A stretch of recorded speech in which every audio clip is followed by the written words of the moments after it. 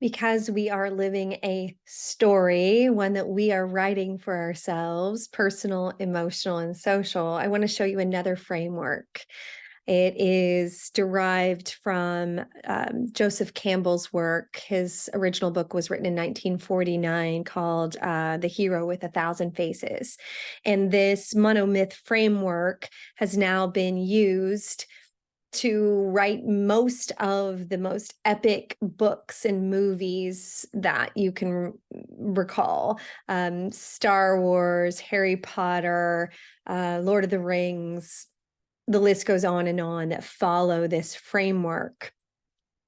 And it is good for us to know this because when we're living a great story, we're going to have these components in our lives as well. So it starts out at the top of the framework that someone, an everyday person like you and I, gets a call to adventure.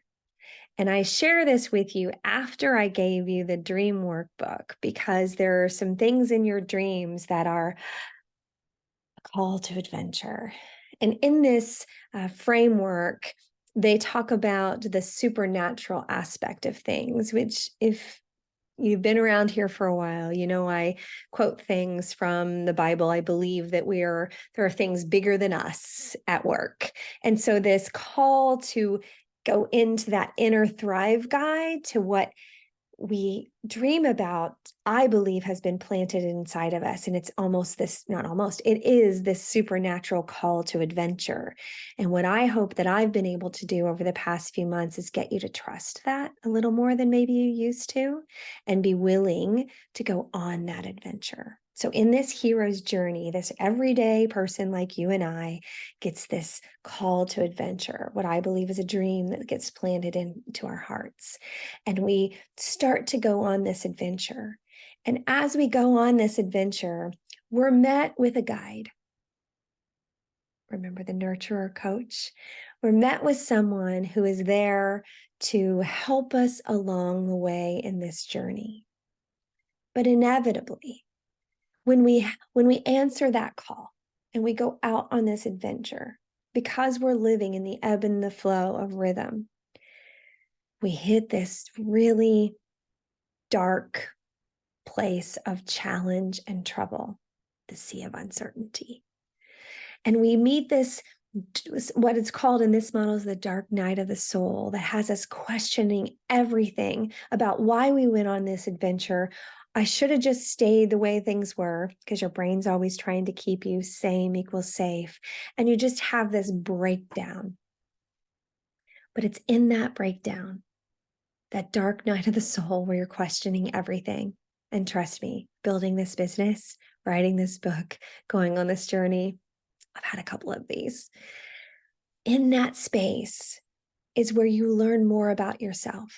It's where you've got that guide beside you that's nurturing you and coaching you and asking you to learn from your own journey.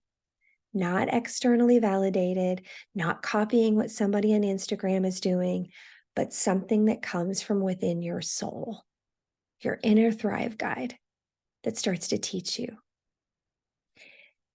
In my world, that's where we meet the Lord and say, what am I doing? Help me. And here is where we learn something that we can use to get us back up to the point that we can realize those dreams and we can actually do it, whatever it is. But when we come back up, we're changed. We've learned so much about ourselves.